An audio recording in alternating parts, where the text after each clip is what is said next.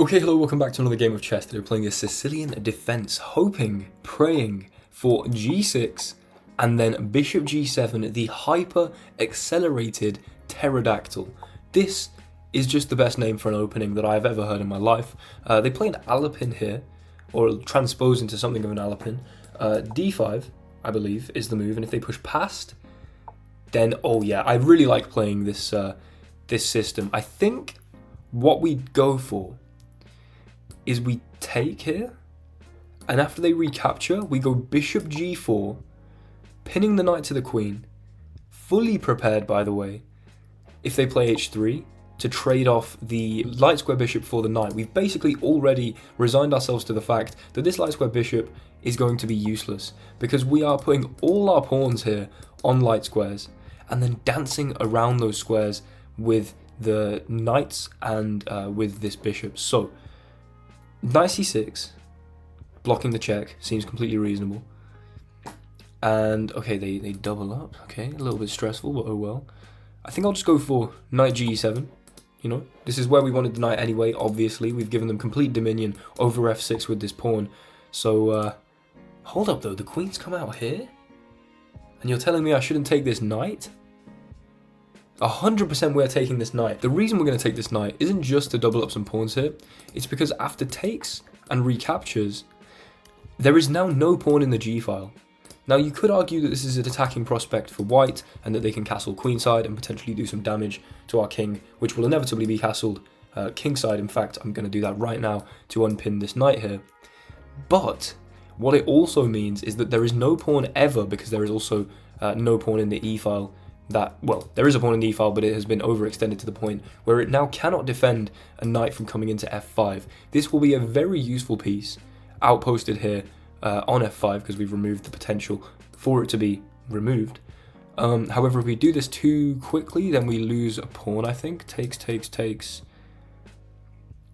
And I guess rook here, but no, let's not do that. Let's just play a6 to start with, prompting either takes or the bishop to move, which it does. Now, the bishop wants, after I play knight f5, to take. Ideally, we don't want that to happen, I don't believe. Maybe we go for b5. Should we just play it? It looks kind of fun. Although that does leave the c5 square very weak, but again, how do you access it? Although b5, the queen moves in a4 at some point.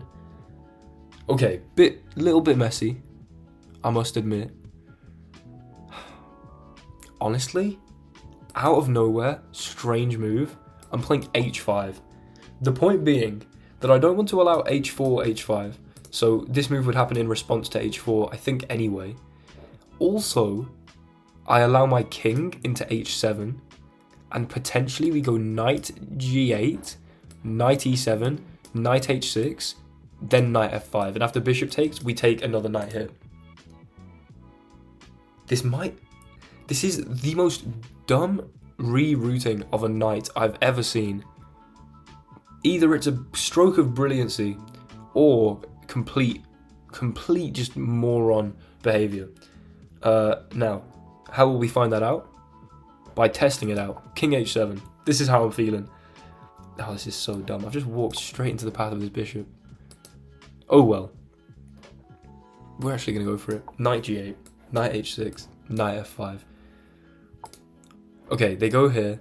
We're going to drop back with this knight first for a bit of extra protection on f5, because maybe I go here. Oh no, we can just go here. This is fine. This is so... Okay, now they prevent me from coming into g4.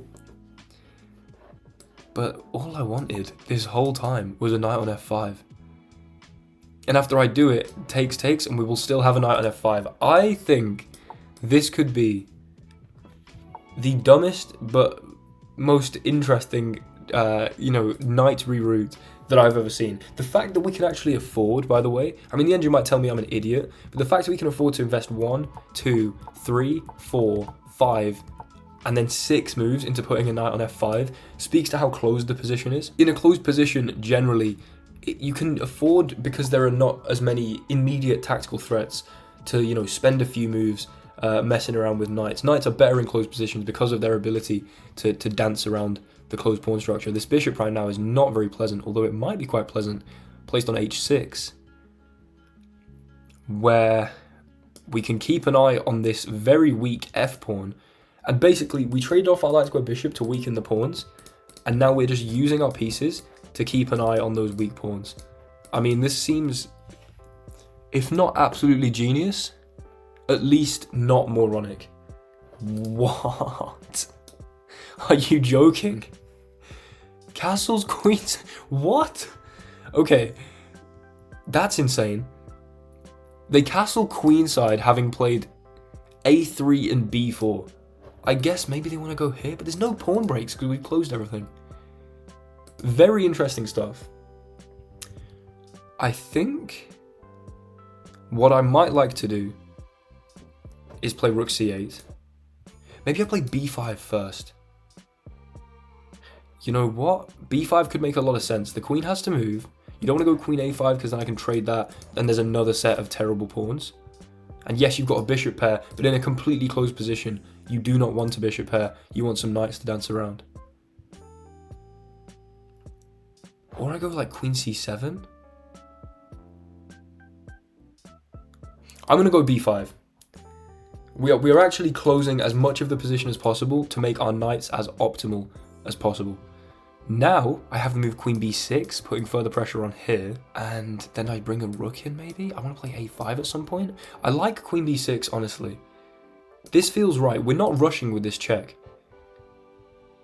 I think it feels right to go queen b6. Again, keeping pressure all over here. The king steps up and in. I want to open this up now, because my king is super safe over here. We still have a pawn break of a5 to make. So, I mean, if we could get a knight here, we'd be laughing as well. But this is currently defended twice. However, there could be some tactic where we take on here and after takes, take like this. Although I highly doubt this would work. But we need to keep an eye on things like that. The question is, where does this rook belong? This rook's useful because we're going to play a5 and open the a file. This knight's useful supporting this knight. This knight and the bishop are well placed. The queen's well placed. This rook needs improving. So, does it want to be on c8 or b8? I think rook c8. We get on the open file. I mean, there's one open file on the board. Principally speaking, it makes sense to claim that open file. And then, I mean, the thing is, I do this takes. You can take here. It's like, am I actually making any progress in with my... Huh. We could go for some kind of ingenious exchange sacrifice. I so want to play that. Guys, if I play this and it's a good move, I'll cry with happiness. If bishop takes, we take here and then put the other knight on d5.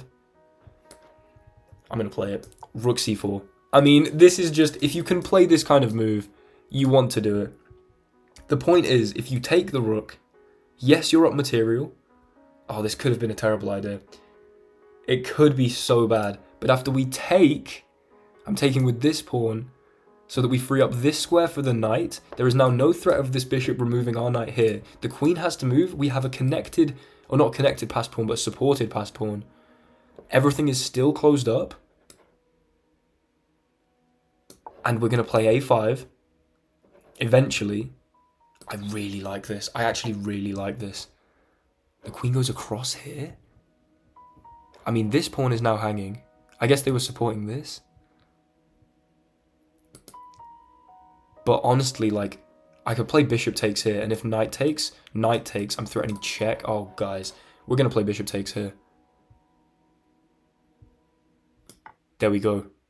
The exchange sacrifice of dreams. Surely the knights are just too strong. Then we go here. If you push to attack my queen, I go check. I think I can basically pre-move knight d3 check. This has to be the move, surely. I mean, they prevent my fork here and my fork here by lifting the rook up. Okay, that makes sense, but like... I mean, if you can put a knight on d3 outposted here. Look at my knights. This could be my immortal game. You know, I don't want to throw that phrase around. The king moves up.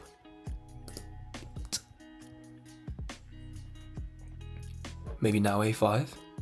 for an opportune taking on here and going in with the rook. If a5 and you go here, I just take. We're going to play a5. We are going to play a5. This knight is incredible. What's this rook doing? Absolutely nothing. Look at our light squared complex. And the dark squared bishop is just doing nothing. This, I'll be honest, if I win this game and the engine, I don't care what the engine says. They do push. I'm going to take here with check, of course. Then I can go check, which has to be a move. You have to go here. Now what? Now I can take this. Because we forced the king to intercept the rook's defense of this. Guys, do I want to trade the queens? Because I could force the trade of queens here. But if it's going to be my immortal game, I can't be trading the queens. We take with the knight. We are now up material. The king is getting butchered here. We are threatening... Oh, this is checkmate. Queen e3 is checkmate. I am bamboozled by how this has worked. I cannot wait for what the engine says. I'm so proud of this game so far. If I ruin it now somehow, I will cry. But I don't think I can with these knights. This is just dead lost. I think queen g1 might have been the mistake, but if rook c4, I mean, we'll see what the engine says. They do play queen here, stopping the mate threat. Surely we just go check. It has to be this check. King here is forced, right? Oh no, you can go here actually. Then maybe we bounce back to here. Oh no, we just go... Wait a second.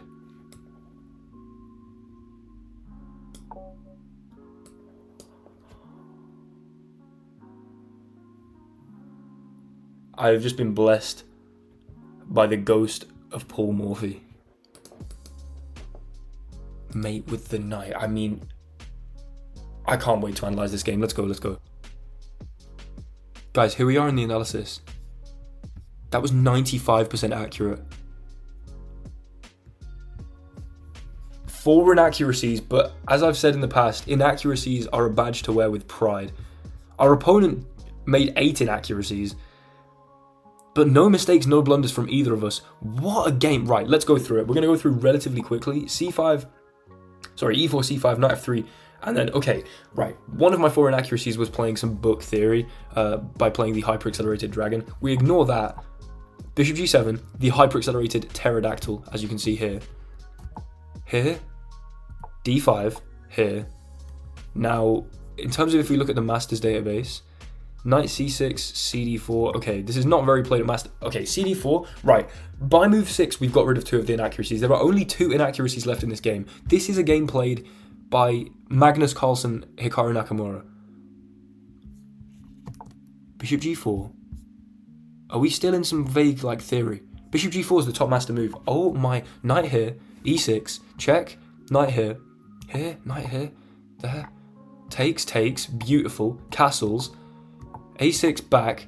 Okay, h5 obviously inaccurate, because I mean, what was this? King h7 not bad, and knight here inaccurate. Everything from here was perfect.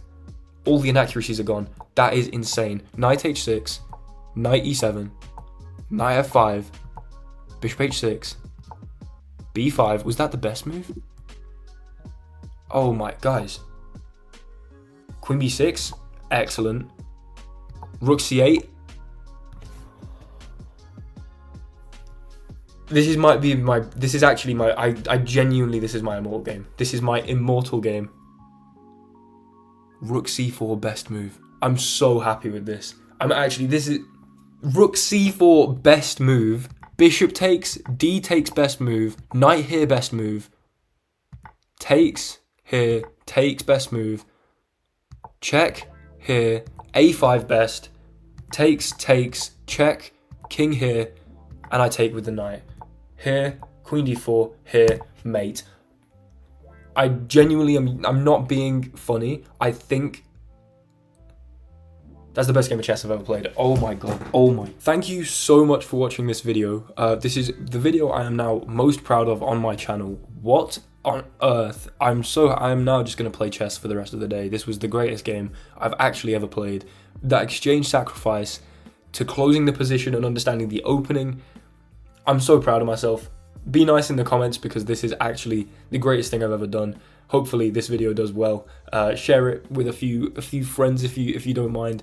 I appreciate every single one of you that's watched till the end. Thanks so much for watching. Like, comment, subscribe. If you want to become a member of the channel, unlock some emojis, loyalty badges, etc. Check out the exclusive perks. It's £2 a month if you want. Yeah, I mean, just this game. My chess speaks for itself. Little Hans Niemann reference there. Thanks for watching. Goodbye.